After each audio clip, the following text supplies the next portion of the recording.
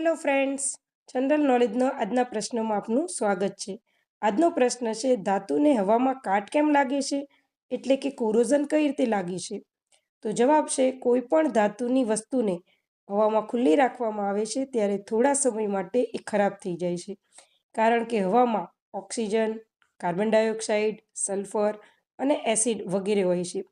પરિણામે તેની સાથે તે પ્રતિક્રિયા કરે છે અને તેના કારણે ધાતુ પર એક ખાસ પ્રકારનું પડ જામી જાય છે. આ પડને કારણે ધાતુની મૂળ ચમક ઝાંખી પડવા લાગે છે, જેને ધાતુનું કોરોઝન કહીએ છીએ. લોખંડની વસ્તુ પર હવામાં રહેલ ઓક્સિજન પ્રતિક્રિયા કરતા તેના પર કથ્થઈ રંગનું પડ જોવા મળે છે, જેને આયન ઓક્સાઇડ કહે છે. આને લોખંડનો કાટ પણ કહેવામાં આવે છે.